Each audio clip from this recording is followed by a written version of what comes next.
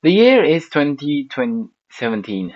A game called Overwatch is taking the world by storm. While a 13-year-old boy gets the game on his PlayStation 4. It's his first time playing with others. He's instantly hooked by the world of Overwatch and its gameplay. Grinding through the game for years, he finally reaches Master Rank. In his eyes, he can go pro, even though he's on console and in an unrelated region to where the tournaments are held. He still believes. Then life gets in the way. Real life responsibilities pile up, social circus shrinks, and with only the game left in his life, he burns out. That's how my competitive journey started around 9 years ago. Later, I moved on to Fortnite, playing exclusively ranked modes where I could aim to be the best. Same thing happened. Then I realized maybe I'm doing something wrong. I mean, I should get a PC and play with the big boys now. I'm in high school. Yeah.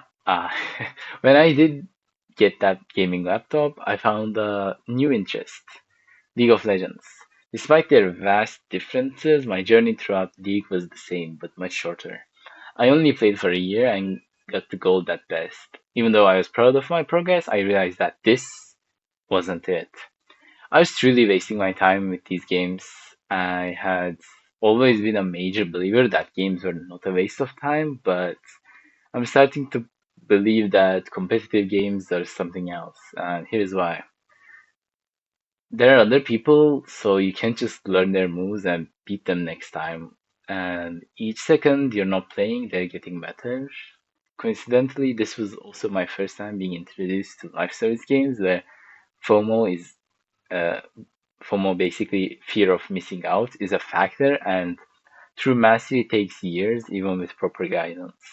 I was not prepared, and I was certainly not lucky or brave enough to go ask people to teach me stuff.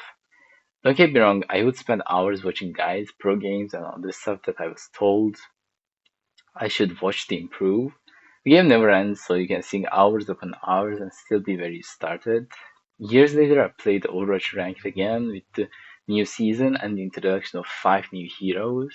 Foolishly, and this time at 22 years old, I thought it would be different. I actually thought now I could do something, but realized that in 10 games I would win and lose 5 times each on average and stay where I was at Platinum 4, even going lower on bad days. Another problem was that I would get seriously angry about the games I lost. Games can be challenging and you might sometimes get mad at them, but this was different. It would affect my life in negative ways and I did not like it. Lastly, the progression or the lack thereof being so clear makes all other harder uh, to estimate goals to be even harder, such as getting better at drawing, thus lowering your motivation to do other things, uh, since they are much harder to evaluate. And harder, thus lowering you your motivation to do other things that are much.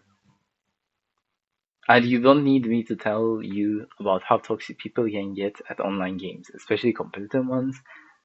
But it becomes weirder the higher up you go. People start becoming your friend just because you're good at the game, and when you aren't anymore, you lose them as well. It's just not worth it sinking all that time when I could be doing something meaningful with my life.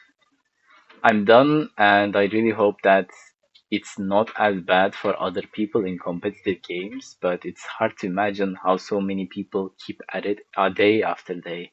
If I play online stuff, I'm not touching competitive ever again.